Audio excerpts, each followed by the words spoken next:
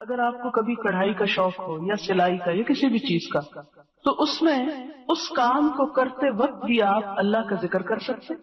فراغت میں آپ کر لیں اگر سلائی کڑھائی آتی ہے آپ کو، لیکن ساتھ اللہ کا ذکر جاری رکھیں۔ اسی طرح کچھ سنتے رہیں،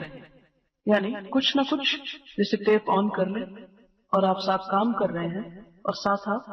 اللہ کا کلام یا کوئی بھی اچھی چیز،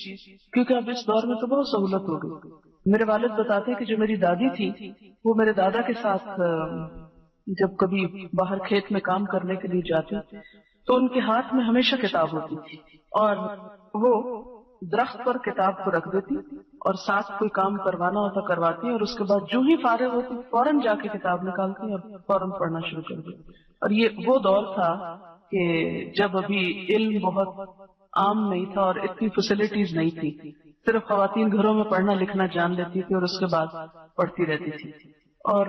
پھر اس طرح ہوتا تھا کہ جو بھی ان کے ارد گرد کی کوئی خواتین ہوتی تھی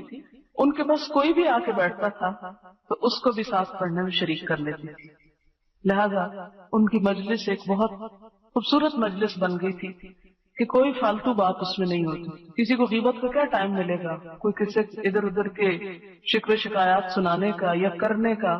کہ جب جو آئے گا اس کو پڑھنے میں لگا لیں گے۔ تو اس طرح انہوں نے اپنے آس پاس کی بہت ساری عورتوں کو دین کی تعلیم دی، اور اللہ تعالیٰ نے ان کا انجام بہت اچھا کیا۔ میرے والد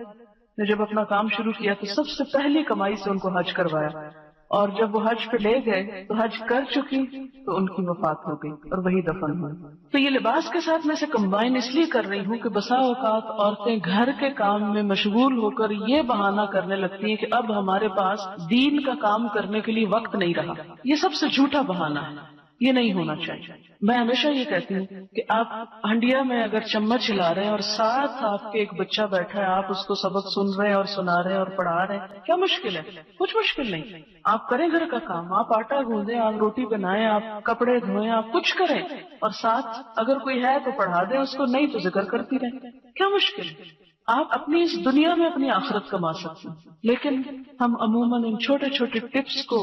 بھلا دیتے ہیں اور بہت سا وقت اس انتظار میں گنوا دیتے ہیں کہ کوئی اچھے دن آئیں گے جب ہم فارغ ہوں گے پھر ہم دین کی خدمت فرمائیں گے۔ وہ دن نہیں آنا،